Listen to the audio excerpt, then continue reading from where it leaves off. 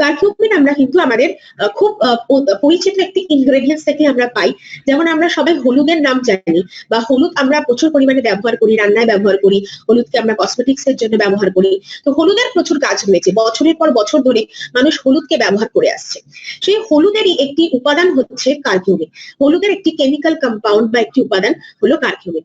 কিন্তু দেখা যায় যে হলুদের মধ্যে অ্যাকচুয়ালি খুব কম পরিমাণে থাকে কারকিউমিন, খুব কম পরিমাণে, অর্থাৎ মাত্র 2 থেকে 5% কারকিউমিন আমরা হলুদ থেকে পাই। তার মানে কারকিউমিনকে যদি আমাদের ভালো মাত্রায় পেতে হয় সেই ক্ষেত্রে কিন্তু ফুড সাপ্লিমেন্টের ব্যবহার আমাদের করতে হবে। কারকিউমিন একটা অ্যান্টিঅক্সিডেন্ট, এটা অ্যানালজেসিক, অ্যান্টি ইনফ্লামেটরি এবং তার সাথে সাথে এটা কিন্তু অ্যান্টিসেপটিক। আমরা জানি যে হলুদকে বহু বছর ধরে মানুষ অ্যান্টিসেপটিক হিসাবেই জেনে এসেছে, বা হলুদকে আমরা জানি যে যে কোনো জায়গায় কোনো ক্ষত হলে বা কোনো ইনফেকশনস হলে সেখানে হলুদের ব্যবহার করা হয়। স্কিনে হয়তো আপনার পিম্পলস হচ্ছে, স্কিনের কোনো রকমের ইনফেকশনস হয়েছে, সেখানেও আমরা হলুদের ব্যবহার করে থাকি। হলুদ তার জন্য ভীষণভাবে কার্যকরী। তাছাড়াও হলুদকে আমরা জেনে এসেছি যে এটা লিভারের প্রবলেমে ভীষণভাবে উপকারী। লিভারের যদি কোনো ইনফেকশনস হয়, কারো ক্ষেত্রে যদি ফ্যাটি লিভার হয়, সেই ক্ষেত্রে হলুদ কাজ করে থাকে। তো চলুন বন্ধুরা আমরা জেনে নিই যে এর কি কি কাজ রয়েছে আমাদের বডির ক্ষেত্রে। কারকিউমিন শুধু খাদ্যের মধ্যে নয়, কারকিউমিন আমরা কসমেটিক্স, ফুড ফ্লেভারিং এজেন্ট হিসেবে ব্যবহার করে থাকি। এই প্রোডাক্টে কারকিউমিন ছাড়াও আমলা ট্যানিন আছে এবং তার সাথে ব্যবহার করা হয়েছে পিপেরিন বা মরিচের ইনগ্রেডিয়েন্টস। তো কারকিউমিন, মরিচ এবং পিপেরিন এই 3 ধরনের ইনগ্রেডিয়েন্টস আমরা এর মধ্যে ব্যবহার করেছি।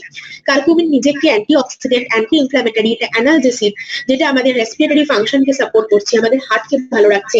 তার সাথে সাথে এটা আমাদের জয়েন্ট হেলথকে ভালো রাখছে। যে কোনো জয়েন্টের পেনে বা যে কোনো ব্যথাতে আমরা জয়েন্ট ব্যথায় ব্যবহার করতে পারি কারকিউমিন।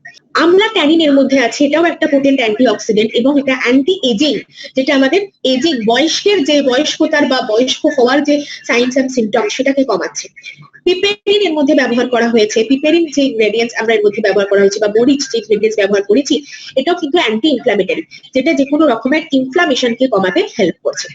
কাজে কারকিউমিনের কাজ আমরা আন্দাজ করতে পারি এখান থেকে যে কারকিউমিন, হলুদ যেরকম আমাদের লিভারের জন্য ভীষণভাবে উপকারী, সেরকম কিন্তু কারকিউমিনও লিভারের ক্ষেত্রে ভীষণভাবে হেল্পফুল, বা এটার হেপাটো প্রোটেক্টিভ অ্যাকশনস আছে যা আমাদের লিভারকে ভালো রাখছে, লিভার ফাংশনকে ইমপ্রুভ করছে। যে কোনো রকমের লিভারের প্রবলেমে আপনারা কারকিউমিন সাজেস্ট করতে পারেন। তার সাথে এটার অ্যান্টি ইনফ্লামেটরি এফেক্ট আছে, যেটা আমাদের ইনফ্লামেশনকে কমাচ্ছে। যে কোনো জায়গায় যখন আমাদের কোনো জ্বলন হয়, দহন হয়, সেটাকে কমাতে হেল্প করছে। অ্যান্টি কার্সিনোজেনিক, যেটা আমরা বলে থাকি যে ক্যান্সার প্রিভেনশন এটা কাজ করে, টিউমারের গ্রোথকে কমায়। কারণ আমরা অনেক সময় দেখবো যে অনেক মানুষের ক্ষেত্রে যখন টিউমার হয়, সিস্ট হয়, তখন আমাদের কাছে প্রশ্ন আসে যে ম্যাম কি সাপ্লিমেন্ট দেবো। সেই ক্ষেত্রে আপনি কিন্তু কারকিউমিন এবং ননি এই দুটো সাপ্লিমেন্ট একসাথে তাকে সাজেস্ট করতে পারেন, প্লাস ফ্ল্যাক্সিড অয়েলও তাকে আপনি দিতে পারেন। এটা আমাদের যে কোনো ধরনের ব্যাকটেরিয়া, প্যারাসাইটস বা ফাঙ্গাল ইনফেকশনস এর সাথে লড়াই করার ক্ষমতা যোগায়। কার্ডিওভাস্কুলার এফেক্ট দিতে পারে, অর্থাৎ আমাদের হার্টকে ভালো রাখে, আমাদের জিআই ট্র্যাক্টকে ভালো রাখে, হজম ক্ষমতাকে বাড়ায়, ডাইজেশনকে আরো ইমপ্রুভ করে এবং আমাদের ইমিউন সিস্টেমকে এটা বুস্ট করতে হেল্প করছে। তো যে কোনো সর্দি কাশির প্রবলেম বা যে কোনো রকমের ইনফেকশনসেও কিন্তু এটা আমরা ব্যবহার করতে পারি।